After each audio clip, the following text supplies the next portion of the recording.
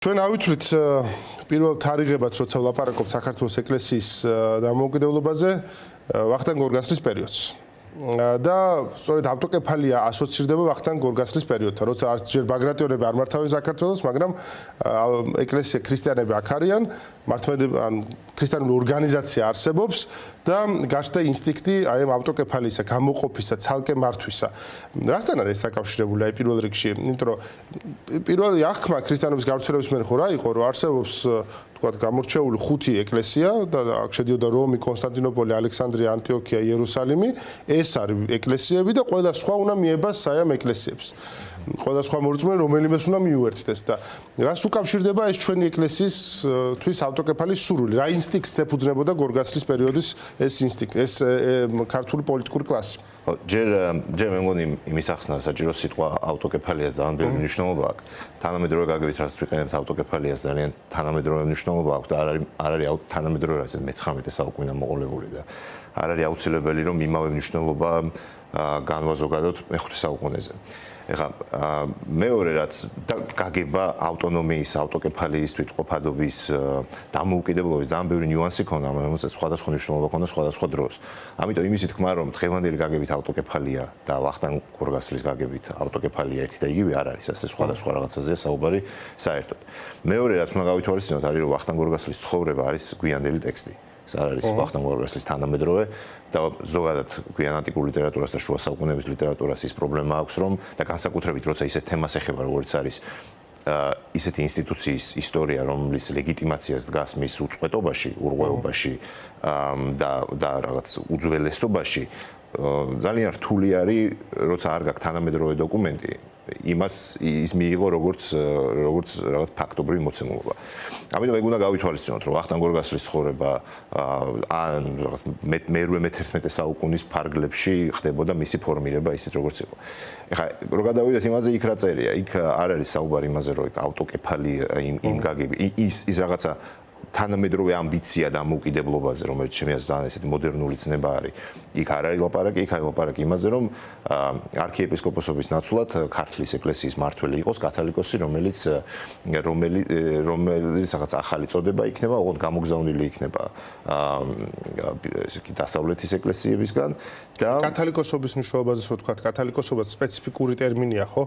როგორც წესი ქრისტიანობის აღმოსავლეთში უფრო გამოიყენება. აღმოსავლეთ არაფერი განსაკუთრებული, რა თქმა უნდა, ეკლესიის პრიმატს ნიშნავს, მაგრამ კათოლიკოსი არის ტრადიციით გამოყენებული სიტყვა, რომელსაც იყენებენ სომხებიც, აღმოსავლური ეკლესიის სხვა ძირითადად ტერიტორიული მონიშნავებით არის კათოლიკოსი რო გესმის, იცი რომ ეს აღმოსავლეთ ეკლესიებში იქნება სადღაც გამოყენება. კათოლიკოსი ნიშნავს, ანუ ესე იგი ყოვლის მმართველს.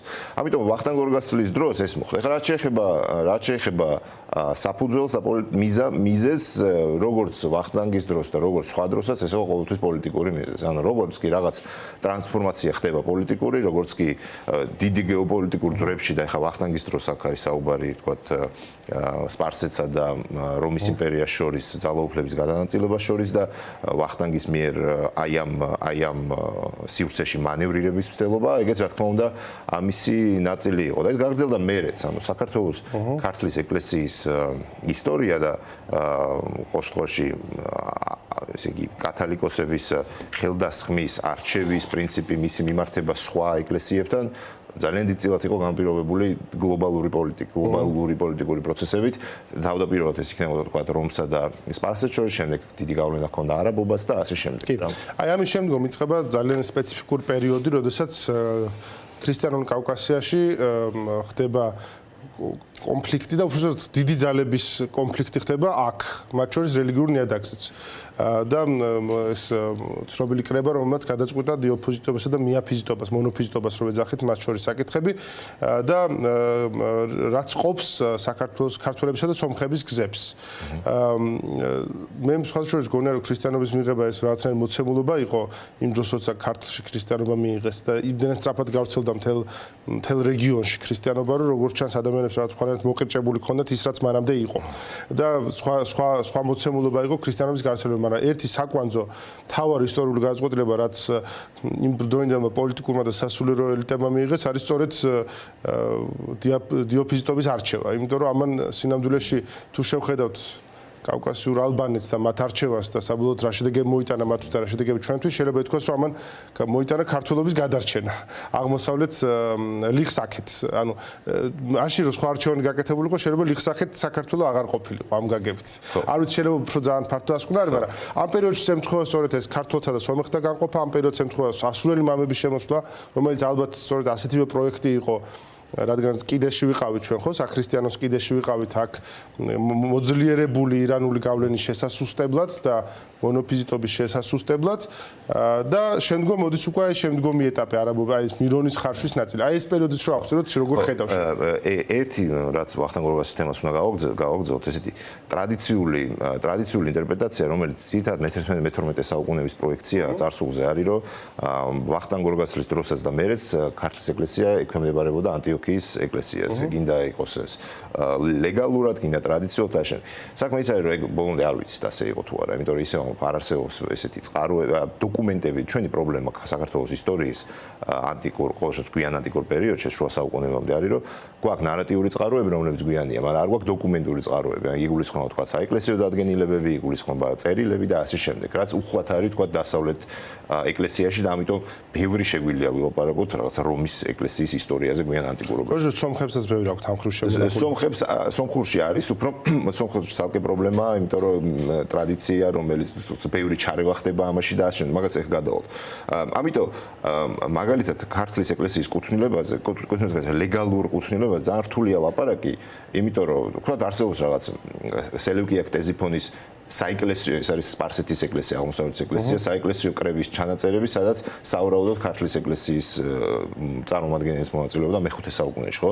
ნიშნავს თუ არა ეს, რომ ქართლის ეკლესია რაღაც ლეგალურად ექვემდებარებოდა სელევკია ქტეზიფონს, ანტიოქიას, ანუ ძალიან ბუნდოვანია, იმიტომ რომ იმდენად ცვალებადია პოლიტიკური ვითარება და იმდენად რთული ხდება მოძრაობა, ფიზიკური მოძრაობა, რომ ხშირად ის რაც ჩვენ გონია თქვა დოგმატური და ლეგალური ან კანონიკური საკითხი არის ხშირად უბრალოდ სხვა გზა რო არ გაქვს.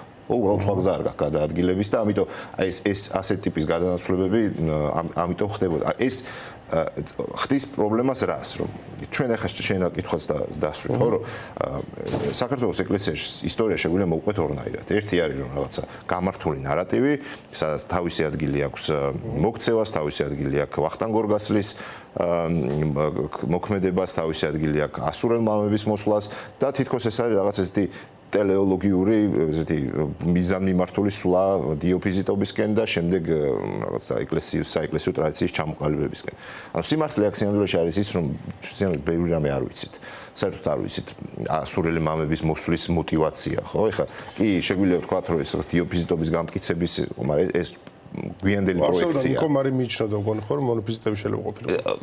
ყველა ლოგიკით, ანუ მაგაში არაფერი წინააღმდეგობრივობა არ არის, უკამის სამართლებელი რო გამოიყენო, ასე არის, მაგრამ თუ ჩვენ გვინდა რომ რაღაც ესეთი გამართული ნარატივი შევქმნათ, მაშინ ხო, არის თითქოს დიოფიზიტების მაგრამ არანაირი წყარო საბუთი ამის. თუმცა ამას ერთად წყარო რა, ანუ არის დანატოვარი. არის დანატოვარი უზარმაზარი პროექტი. ასურელი მამების სახით. გასაგები ამას ახლავს თავისი სტორი, როგორც ესე იტყვია, ხო? შეფუთვა, მაგრამ ამის უკან დგას, რომ აქ მოდის უზარმაზარი რესურსი. ასე ხო არ არის, ხოლოდ რომ აქ მოდიან რისთვის? ხო, აი რისთვის მოდიან, ვინ ხარჯავს ფულს? ეს რაღაც იმდროინდელი USAID-ვით არის ცოტა. ასეთ შეიძლება შევხედოთ. ამასთან ცოტა გვიან, მაგრამ ხდება სამხრეთ ქართლში, ხო? ბაგრატიონების მოძლიერებაც ამგვარი პროექტი არის, ხო? და ძირითადად ამას ემსახურება. რაღაც ეს ემსახურებოდა მაინც რომის და ამ შემთხვევაში კონსტანტინოპოლის რაც ინტერესების მოძლიერებას. კი, შეიძლება. თუმცა სადავო მოსაზრება არის ამ ბავშვი ასურელები როგორ ჯდებიან, ჩემს ბოლომდე ცხადი არის. ეხლა რაც შეეხება დიოფიზიტობა, ქალკედონიტობა, ანტიქალკედონიტობა, აქაც იგივე პრობლემა გვაქვს. სინამდვილეში ძალიან ბუნდოვანი არის წყაროები და ბუნდოვანი იმიტომ არის, რომ როცა მოხდა ქალკედონის კრება 451 წელს, აღმოსავლეთის ეკლესია, მათ შორის ქართლი და სომხეთი ამაში არ მონაწილეობდა. იმიტომ არ მონაწილეობდა, რომ აქ მიმდინარე, აქ იყო ომი, აჯანყება, დიდი აჯანყება იყო სპარსეთის წინააღმდეგ და ეს კომუნიკაცია იყო სრულიად შეუძლებელი. ამიტომ ქალკედონის კრების განსაზღვრებები და დაგმობა, თქვათ, მიაფიზიტობის აღშენება შემოვიდა ძალიან გვიან. კავკასიაში. გვიანი გულისხმობა 60 წლის დაგვიანებით, აი 506 წელი ითვლება დვინის კრების თარიღად. შერეული ვარიანტი იყო ჯერ კიდევ. ხო, ანუ როცა კავკასიელებმა, ანუ სომხებმა და როგორც აქტებში წერია ქართველებიც იყვნენ ამ ქართული ეპისკოპოსებიც მონაწილეობდნენ, გაიგეს რა იყო ეს ქალკედონის კრება და ეს ამბავი გაიგეს ნესტორი ბოდიში რადიკალი მიაფიზიტებისგან, რომლებმაც თქვეს, რომ აი ესეთი საშინელება გადაწყვეტილება მიიღეს იქ. ამიტომ პირველივე გამოჩენა ამ ქალკედონის კრების გადაწყვეტილებისა კავკასიაში იყო ძალიან პოლემიკური რა. ამიტომ აი ამაში ეს ისტორია, ეკლესიის ისტორია არ არის ის რომ მიიღეს გადაწყვეტილება, მიიღეს დასკვნა და ამ რაღაც ცალსახა ისტორია არ არის. ეს არის დიდი ბუნდოვანებების, დიდი გაურკვევლობების, გამორკვევის, პოლიტიკური ფაქტორების დიდი ერთობლიობაა რა. აი ერთ ნაწილზე მინდა ვიკითხო კიდე, ჩვენ ვსაუბრობთ აი დიოფიზიტობა, მიოფიზიტობა, ქალკედონის კრების მნიშვნელობა, მასთან დაკავშირება და ასე შემდეგ.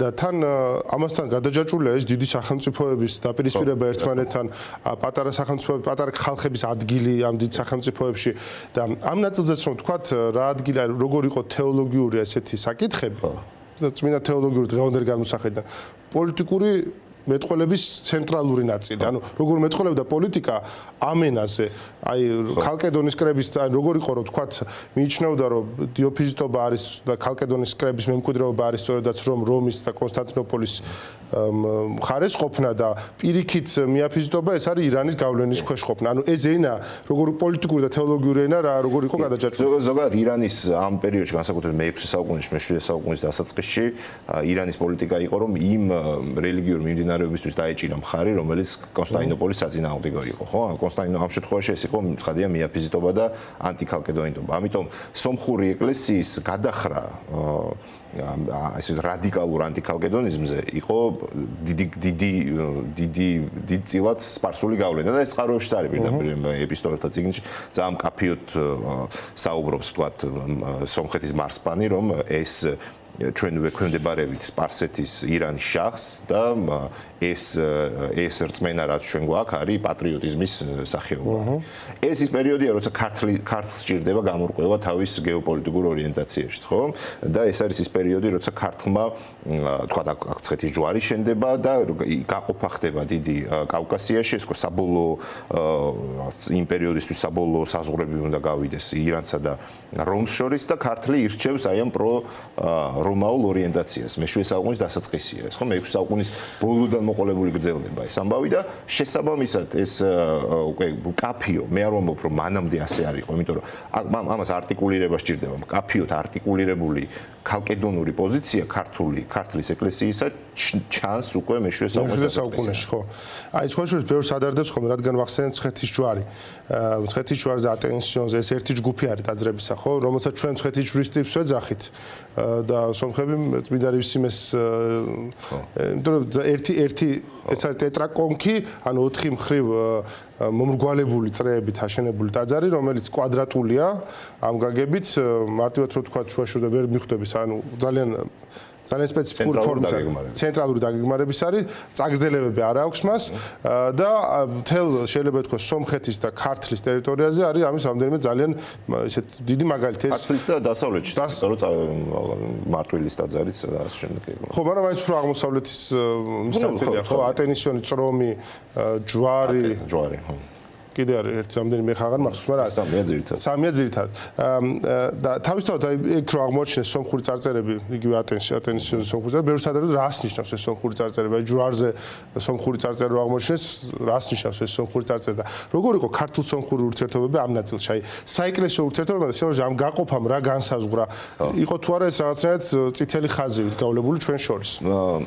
თანკიდან არა, ესე იგი იმ დოკუმენტების მიხედვით რომელშიც ჩანს ეს გაყოფის პროცესი, ძირითადად ეს არის მიმოწერა არის ქართველებსა და სომხებს შორის ძალიან კაფიო არის რომ ცხეთის ჯვარი, მათ შორის ცხეთის ჯვარიც და მათ შორის დვინის ტაძარიც და კათედრაც არის ერთგვარი რაღაც კოსმოპოლიტური მაგნიტური წერტილები არის, ხო, რომლებიც იზიდავს მთელ რეგიონის ხალხს. მაგალითად პირდაპირ ამბობენ, რომ ისინი სომხები, რომ აი ჯვარი თქვენს ჯვართან ამ დროს ტაძარი ახალი აშენებულია რეალურად, მაგრამ საკრალური ადგილი ხო არის, რომ ჯვართან მოდიოდნენ სომხები, იქ ხდებოდა პილიგრიმობის ცენტრი იყო და ამიტომ ამ ძეგლს ამ პერიოდში აქვს ესეთი უნივერსალური რეგიონული ცენტრის მნიშვნელობა აქვს. და პირდაპირ ამბობს სომხი პატრიარქი, როცა მას შემდეგ რაც გაირკვევა, რომ ქართლის ეკლესია გირიონ კათოლიკოსი რადიკალი ჭყალებში რადიკალი ქალკედონიტი ხდება, რომ აწი უგზალავს სომხებს, რომ მეტი აღარ წამოვიდნენ და აღარ ილოცონ მაგ ესე ამბობს, მაგ ჯვართანო და ეს იმას ნიშნავს, რომ ამ პერიოდში იმდენად გადაზელილია ეს ყველაფერი, იმდენად ერთიანი კავკასიური, სამხრეთ კავკასიური კულტურა ძალიან ესეთი რაღაც არ მინდა ვთქვა კოსმოპოლიტური, მაგრამ ერთიანი არის დიდწილად. ეთნიკურობის ნაწილი არ არის ხაზგასმული, მოდესე ვთქვა. ეთნიკურობის ნაწილი არ არის ხაზგასმული. ენის ნაწილი არის ხო ხაზგასმული? ენის ნაწილი არის ხაზგასმული, მაგალითად არსებობს ისეთი რეგიონი, ეს არის ქვემო ქართლისა და ჩრდილოეთ სომხეთის ისტორიული ცურთავის რეგიონი, რომელსაც როგორც ჩანს ტრადიციულად ჰქონდა ეს მულტილინგური და მულტიეთნიკური იდენტობა. ბილინგვული მაინც ყველა. ხო, ბილინგური მაინც სომხური და ქართული. ეხლა იქ იმაზეც კი ლაპარაკი, რომ მონაცვლეობით ხდებოდა არჩევა სომეხსა და ქართულ კათოლიკ. ეხლა ეგ რამდენად ასე იყო, არ ვიცი, მაგრამ ყოველ შემთხვევაში ასე რომ ახსოვთ, რომ ეს არის რაღაცა ცენტრი აი ამ საერთო კავკასიური იდენტობისა, ძალიან კაფიო არის. და დაფუძნებულია შუშანიკის მარტირიუმზე, ანუ შუშანიკის სანაწილეზე, რომ და შუშანიკი არის ესე თქვარი სიმბოლო ამ სომხურ-ქართული ერთობისა. რაც მოხდა მეშვიდე საუკუნის დასაწყისში, არის მართლა აი ამ ზღურების გავლება, რომ როგორც სომეხმა კათოლიკოსმა აკრძალა სომხების ჩამოსვლა ქართლში, ისე აი ეს იქ სადაც იყო რაღაც ბუნდოვანების ზონა, ხო, ესეთი რიტუალური ზონა ბუნდოვანებისა იგულისხმება, იქ ჩდება ესეთი წითელი ხაზები, რომ ეს არის სომხური, ეს არის ქართული, შენი ქარწახვი და შენა ქარწახვი და ერთმანეთი განკვეთეს, მათ შორის შუშანიკის კულტიც, რომელიც საერთო საზიარო იყო, უკვე შემდეგ ხდება უკვე აი სომხური პერსპექტივიდან, რა ექსკლუზიურად სომეხი წმინდანია, რომელიც აწამა ქართველმა ქმარმა და ეს ამბავი რაც მოხდა მე-5 საუკუნეში არის სიმბოლო იმ გახლეჩისა, რაც შემდეგ ხდება. ეხლა, მაგრამ აქ მაინც უნდა ითქვას, რომ ერთი არის, რომ რაღაც ორმა ეპისკოპოსმა ერთმანეთი დაწყევლა, მაგრამ ეს არ ნიშნავს იმას, რომ ამ კონფლიქტმა მაშინვე გაიდგა ფესვები ყველაფრის სხვაში, ისე როგორც დიდი სქიზმა როცა მოხდა. არ ნიშნავს, რომ ეს დაუყოვნებლივ ესა ძალიან გვიან დაждდა. რა თქმა უნდა, მათ შორის სომხურ ეკლესიას კიდე 2 საუკუნე ნახევარი დასჭირდა, რომ ჩამოყალიბებულიყო კაფიო ანტიქალკედონურ ეკლესიად, იმიტომ რომ მან შუაში იყვნენ როგორც ქალკედონიტი ეპისკოპოსი იყო ნერსე მაგალითად ერთ-ერთი ყველაზე დიდი მოღვაწე ხო ისე ისეთი რადიკალი მემარჯვენე მიაფიზიტები ცოტა უფრო ზომიერი პროცესია. თუმცა ასე პოლიტიკურ ბატალებში მე თავარებს რომდე მოდის ხო? ეთნიკური სომხური წარმოშობის, მაგრამ ქალკედონიტი დიოფიზიტები ხო თქვათ. რომელსაც ცალკე ესე რომ თქვათ სივრცე შექმნეს ქართულ სომხურ კულტურების საზღვარზე. მე ხა დღეს რო ჩვენი სახელმწიფოების საზღვარია პრაქტიკულად მათ. კი, სადაც ეხა თქვა ჩრდილოეთი სომხეთია ლორე და ასე შემდეგ, ეს იდენტობა მას ჰქონდა. ეხა სომხეთს კიდე ცალკე ისტორია აქვს, იმიტომ რომ სომხეთის ისტორია დიდწილად არის დიდი ტერიტორიების მოგლეჯვის და ინტეგრაციის ისტორია რა. კიდე ერთ ნაწილზე საქართველოს ეკლესიას რო დაუბრუნდეთ, მოდი მივყვეთ ხატმებრძოლეობა რა როლს ასრულებდა და მთელი ეს პროცესი იყო თუ არა ხატმებრძოლეობა ქართლში? მაგის საბუთი არ არსებობს. ხატმებრძოლეობა იყო საკმაოდ ესეთი ელიტური პრობლემა იყო, რომელიც უფრო კონსტანტინოპოლის გარშემო ტრიალებდა. ეს საკითხი არ გავრცელებულა არც დასავლეთ ეკლესიაში და არც ქართლში და ამბობთ მაგითო კითხულობ ამ კითხვას, რომ შემდეგ როცა პოლემიკა დაიწყო ქართველებსა და უკვე კონსტანტინოპოლს შორის, იმიტომ რომ როცა ქართლის ეკლესია გაძლიერდა მე-12 საუკუნიდან, როცა გაერთიანდა თქვა დასავლეთი და აღმოსავლეთი და გარდა ამისა არა მარტო გაერთიანდა და ჩამოყალიბდა კათოლიკოს პატრიარქის ინსტიტუტი, არამედ ქართლის ეკლესია გაცდა თავის საზღვრებსაც, ხო? სამონასტრო ცენტრები დაარსდა იერუსალიმში, სირიაში, საბერძნეთში და ასე შემდეგ. გაჩნდა ეს რაღაცნაირი წინააღმდეგობა თუ კონფლიქტი კონსტანტინოპოლს შორის. ბერძნები პირდაპირ უკიჟინებდნენ ქართველებს, თქვენ ვინ ხართ, რა ლეგიტიმური უფლებები გაქვთ, რას წარმოადგენთ და აი ეს მთელი ნარატივი, აი ამ ქართული ეკლესიის აპოსტოლურობისა, მისი ლეგალური უფლებების სამოციქულობის ასეულობის ამის შემუშავება მოხდა ამ კონტექსტში. პირდაპირ ეფრემ მცირე არის ეგეთი მოღვაწე მე-12 საუკუნეში, რომელიც პირდაპირ წერს ესეთ სახელმძღვანელოს ქართველი ბერებისთვის, რომელიც შეუნდა გამოიყენო, როცა რომელიმე ბერძენი შარს მოგდებს, რომ არ გეკუთვნის საეკლესიო დამოუკიდებლობა. და აი ამ მე-12 საუკუნეში განსაკუთრებით ხდება ეს ყველა საბუთი, ისევე როგორც აი ქალბატონ თამარი რაზე საუბრობდა, ახლა ცოტა ხნის წინ რაც მოხდა 90-იან წლებში, იგივე პროცესია მაშინაც, რომ ეძებენ საბუთებს, დასტურებს, არა მარტო ქართული წყაროებიდან, არამედ ბერძნული წყაროებიდან იმის დასადასტურებლად, რომ ქართლის ეკლესიას ეკუთვნის მაშინ იგივე დისკუსია იყო, რომ მოიტანეთ საბუთები, რაც იყო 90 წელს. ზუსტად იგივე და ხატმებრძოლება რომ ახსენე, ეგ არის გამოყენებული იყო ძალიან აქტიურად, რომ ქართველები ამბობდნენ, რომ აი ჩვენი ლეგიტიმურობის საფუძველი ასევე ისაა, რომ ჩვენ წვალებლობები არ ქონია. და თქვენ კიდე ისტორიაში ყველაზე დიდი წვალებლობა ქონდათ და პატრიარქები იყვნენ ბოლო-ბოლო ხატმებრძოლები და ამიტომ რა უფლებით ვიკიჟინებთ ჩვენ ამ საკითხს. ამიტომ აი ბევრი ეს ელემენტი აპოსტოლური წარმოშობა, უწყვეტი მართლმადიდებლობა, ანტიოქიასთან დაკავშირება ნაცვლად კონსტანტინოპოლისა და აი ესეთი ბევრი ელემენტი გაჩნდა ჩამოყალიბდა ზუსტად ამ მე-12 საუკუნეში. როცა ვლაპარაკობთ, ჩვენ ვლაპარაკობთ ერთად ახლა ვლაპარაკეთ ქართლზე ჩვენ და მივყვებით ქართლის ისტორიას, როცა საქართველოს ეკლესიის მაგრამ მცხეთის კათედრას, ხო? მცხეთის კათედრას. თუმცა რა ხდება ამ ხრივ დასავლეთში ძალიან სპეციფიკური პროცესი მიდის. ხა ეს გაერთგვაროვნება ლიხსიქით და ლიხსაქეთ ცხოვრები ხალხებისა არაბობასთან არის უფრო მეტად ელიტებისა მაინც ერთად დაკავშირებული, როცა აღმოსავლეთის ელიტები გადაიდინენ დასავლეთში და იქ რაღაც სხვა ტიპის დაახლოება მოხდა კიდევ. მაგრამ დასავლეთში ქრისტიანობისათვის ჩვენ ვიცით ბიჭვინთის კათედრის მნიშვნელობა, პირველ ნიკეის საეკლესიო კრებაში მისი მონაწილეობის მნიშვნელობა. აღონდ აქ სულ არის ისტორიული კამათი იმაზე, რომ ამ ელიტებზე როცა ვლაპარაკობთ ეპისკოპოსებზე, მეფეებზე, იგივე დინასტიაზე აფხაზთა მეფეებისა, ხო, ვინ არიან ისინი? არიან ქართველები თუ ბერძნები არიან სინამდვილეში? ხო, ეგ კონკრეტული ეპისკოპოსი ნამდვილად ბერძენი არის და მაგრამ არის თქვათ ზოგი ბუნდოვანი ადგილი თქვათ მეგრელი ნამდვილად არ არის, ხო? ხო, არ ვიცი. ანუ ეგ ცნებაც ახლა ხო შეხუმრობით ამბობ, მაგრამ ახლა მეგრელი ბერძენი ბიზანტიელი ამას ესე გამორკვეული არ არის. ბუნებრივია.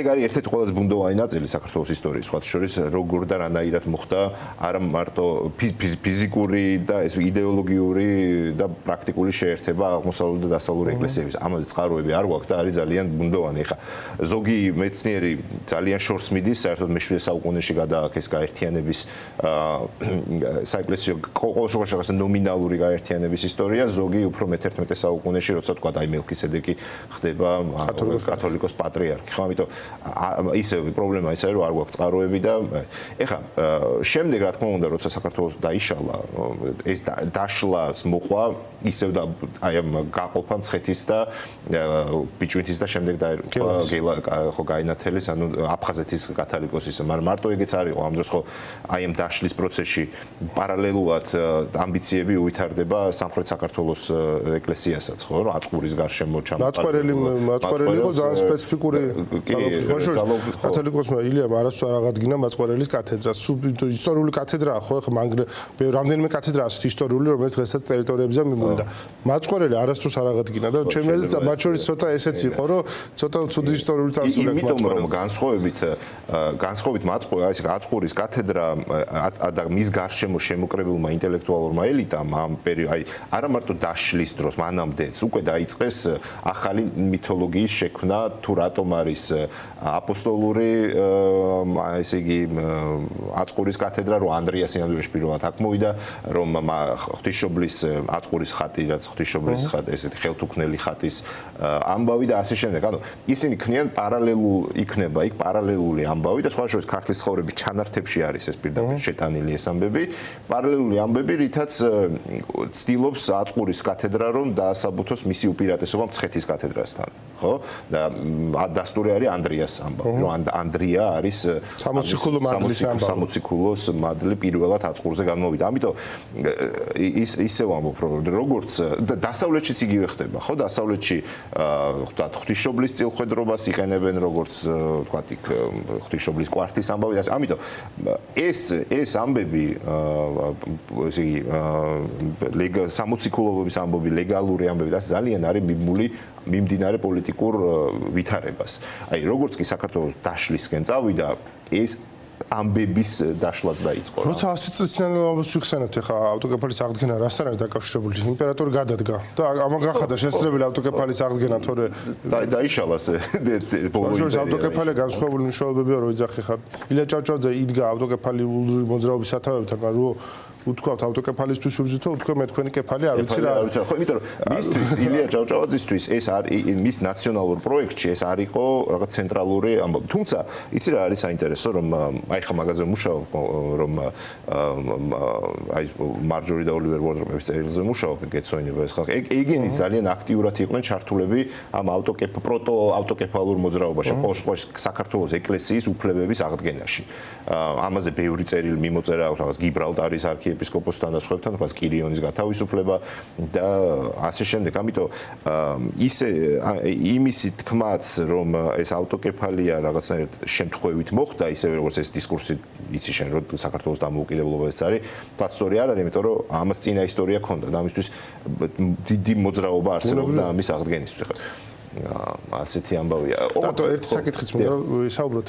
აი როცა ვლაპარაკობ ჩვენ მე-11 საუკუნეებზე, ამ დროს ხდება დიდი გადმონაცვლება მათ შორის წმინდა საეკლესიო იმ კუთხით როგორ იმართება და მათ შორის წმინდა ლიტურგიული თვალსაზრისით. ხო, ახლა დღეს ჩვენ საქართველოში აღესრულება როგორც მართლმადიდებელი ეკლესიების უმრავლესობაში სამი ტიპის ჟამის წირვა: იოანე ოქროპირი, ბასილიდი და გრიგოლი ღვთისმეტყველი. თუმცა ეს გადმოსვლა კონსტანტინოპოლურ ტიპიკონებზე მოხდა სწორედ მე-11 საუკუნეებში. მანამდე იერუსალიმურ ტიპიკონზე, შედარებით აღმოსავლურზე, პალესტინურზე, ხო? წმინდა იაკობ მოციქულის ჟამის წირვა აღესრულებოდა მანამდე. რომელიც ლიტურგიკულად ძალიან საინტერესოა, მაგრამ ესეც პოლიტიკური საკითხი იყო ალბათ, ხო? აი ეს გადმონაცვლება და შეიძლება ითქვას, რომ ეს ლიტურგიკული ტექსტები, ტიპიკონები, რომლებიც ითარგმნებოდა, ზუსტებოდა, ეფრემ მცირე ვახსენეთ, მთაწმინდელები, რომლებიც ამ ყველაფერზე მუშაობდნენ, ათონზე როგორც ქართულებმა ფეხი მოიკიდეს, ამ ტექსტების დამუშავებას მიყვეს ხელი. რა ადგილი უკავია ამ ლიტურგიკული ტექსტების გადმოქართულებას და აი ცვლილებას მათ შორის აზე ხარ მიბმული.